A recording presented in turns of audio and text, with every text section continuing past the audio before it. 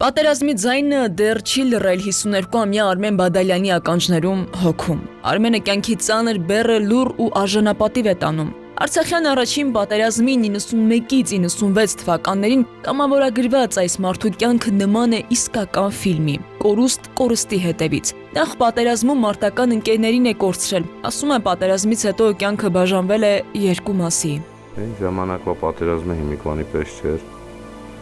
Մենք եղել եմ Հայաստանի Հանրապետության առաջին պրիզիվ, առաջին զորակոչից եմ եղել, ոչ մի բան չունեինք, դիրքերի վրա բաց սարի վրա, այնքան որ քարեր էինք շարել, պարկում էինք անհրաժեշտության դեպքում հետևը, որ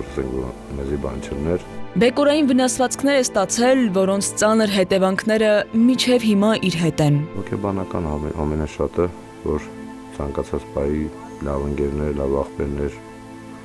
որ այսօր պահա գալի, որ կարայինք մենք միասին լինենք, բայց հիշում ես, որ չկա։ Այդ ցավը միշտ կա է։ 2016-ին է կինը առողջական լուրջ խնդրի պատճառով մահացել։ Որդու Ժորայի հետ միայնակ է մնացել Արմենը։ Վիճակն ընտանիքի մոր կորստից հետո ավելի է բարդացել։ Կյանքի դժվարություններին ու անարդարություններին Արմենը շատ է բախվել։ Բայց ասում է հույսը չի կորցրել, լավատեսությամբ է սպասել ապագային ու երևի հենց դա էր պատճառը, որ հանդիպեց Լուսինեին ու կրկին համարձակություն ունեցավ ընտանիք կազմել։ Երկու հրաշք աղջիկների ծնունդով Արմենը փորձել է մեղմել թե ֆիզիկական, թե հոգևոր ցավերը, ինչ իմանալ, որ իրական դժվարությունները առջևում են։ Պատմում է, Ապրիլյանին էլ փորձել է կամավորագրվել, չեն թողել, որ Ժորան մենակ չմնա։ Ձեռքից եկածը տղամարդն անում է, պատմում է, կողքի ֆերմայի գոմում է աշխատել, բայց մեջքի սաստիկ ցավերը թույլ չեն տվել նրան շարունակել գործը։ Մի օր աշխատում եմ ու տևական ժամանակ անկողնուն գանվում, խոստովանում եմ։ Բուժման հետազոտությունների համար ընտանիքը բավարար գումար չունի։ Բոշկեքի հատվածում, մեջքիս մասում շատ ուժեղ ցավեր եմ ունենում։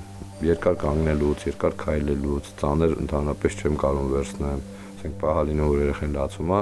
որ պետք է գրկեմ, շատ ժամանակ չեմ գրկում, կռանում եմ, տենց պատատվում եմ, որ կներեք, տենց պատատվում եմ, որ երեխեն ասենք իրան վատ չզգա, եղել է, ասենք որ շատ են, որ ասում են դանակը հասել է ոսկորին, գնացել եմ մեր բուժարան, ասել եմ ինձ մի հատ ուղեգիր տվեք, բայց հետո հասկացել եմ, որ հա ուղեգիրը տվեցին, ուղեգիրն անվճար է, բայ հետո Իրա մեջքը ցավը չի կարող աշխատի շատ ժամանակ, չի կարող մեզի գրկի, ու ինչ ասում ենք, չի կարող առնի։ Ես ուզում ունենամ հեռախոս, նոթբուք, որ կարողանամ լավ սովորեմ, լավ մարդ դառնամ, պապային բուժեմ։ Շինարարության ժամանակ վատացել է, եղել է, որ ցավեր ունեցել, չկարողացել շարունակի, եկել է տուն, եկել է ու երկար ժամանակ չի աշխատել։ Արմավիրի մարզի Շահումյան գյուղում մամայի դաշտում գտնվող այս փոքրիկ ու լքված տնակում, որտեղ բնակվում են Բադալյանները, պայմաններն անմխիթար են։ Ասել, որ ծանր կենցաղ ունեն, կնշանակի ոչինչ չասել, կադրերն ավելի խոսուն են։ Անցյալ տարի բարի մարդիկ են օգնել, որ իրենց կացարանի կողքին տան շինարարություն սկսի, բայց չի հաջողել։ Ոչ շինանյութ կա, ոչ գումար, միայն քարեր։ Հիմա ապրում են փոքր տնակում, որտեղ հյուրասենյակը միաժամանակ նաև ննջասենյակ է։ Սանհանգույց չունեն, տաք ջուր չկա։ Ունենք նա դրսի տուալետ, ոչ բառնիկ, ոչ բան չունենք։ Արկեղած դեպքում, ասենք, կամ նոր գնում ենք բարեկամների տուն, երեխեքերին ուղղացնում ենք, կամ թեշտով ենք ուղղացնում։ Ընտանիքի մայրը Լուսինեն աշխատել չի կարողանում, քանի որ երեխաներին հետևողական խնամք է հարկավոր։ Ապրում են իրենց ստացած չնչի նպաստով, Ժորայի միակողմանի ծնողազրկության համար հատկացվող թոշակով։ Խնդիրներն այս ընտանիքում անհաշվելի են, վարկերի ու պարտքերի հաշիվն էլ արդեն կորցրել են։ Ես ուզում եմ նենց ապրենք, որ ասենք, որ ոչ շատ ճոխ լինի, նորմալ լինի։ Ես կուզեմ, որ նենց սիրուն կուխնյա լինի, որ ասենք իմ ծնունդը լինի, դասարանցիներին կանչեմ, գանք, ուրախանանք, լողանալն էլ մենք հիմա բաղնիկ չունենք, ուզում եմ, որ սարքենք։ Ես ունեմ մի հատ աղբեր, որ ինքը իրանց հայացում ճոճանակ ունեն, ես ակ ուզեի, որ մեր հայացում ճոճանակ լիներ։ Դե մեկը յոգորտ է ուզում, մեկը չոր հաց ու պանիր է ուզում, մեկը մի բան է ուզում, ամեն մեկը մի բան ուզում են։ Բաներ կա, որ կարողանում ենք տալ, բաներ կա, որ չենք հասցնում։ Նեղվում եմ, որ չեմ կարողանում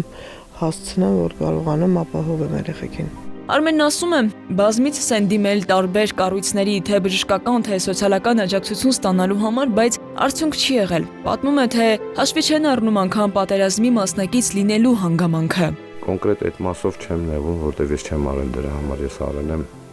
իմ երկրի համար, իմ Աստծո պարգևի համար։ Ես արել եմ ինչ որ պարտավորած ցանկացած նորմալ հայրենասեր մարդ։ Ես դրա համար չեմ գնացել, որ ասենք ակնկալիք չունեմ իրանցից, բայց վատ որ չեմ անում։ Միակ բանը, որ Արմենը կարող է տալ զավակներին հայրական հոգատարությունն է նաև ճիշտ դաստիարակությունը։ Տասնամյա Ժորային ամեն օր պատմում է պատերազմի, կռվի, հայրենիքի ու երազանք ունենալու մասին։ Ես որ զինվոր լինեմ, էլի պապայի նման կծառայեմ ու բոլորին էլ կհաղթեմ։ Որոշ առումով ես իմ կյանքն ապրել եմ, գոնե իմ երեխեքը նորմալ պայմաններ ունենան, նորմալ պայմաններում մեծանան։ Ես իմ համար էլ չեմ մտածում։ Արմենի համար պատերազմը դեռ չի ավարտվել։ Այն շարունակում է սոցիալական անորոշության, առողջական խնդիրների ու անտեսված լինելու զգացումով։ Տան սեղանի մի անկյունում դրված է զինվորական գրքույկը։ Հիմա հացի խնդիր է լուծում ու նաև մտորում, գուցե մի օր էլի պետք կգա կռիվ գնալիս։ Իսկ ինքը պատրաստ է, միշտ պատրաստ։ Քնարիկ Պետրոսյան, Տիգրան Հունանյան, Սուրանկյուն։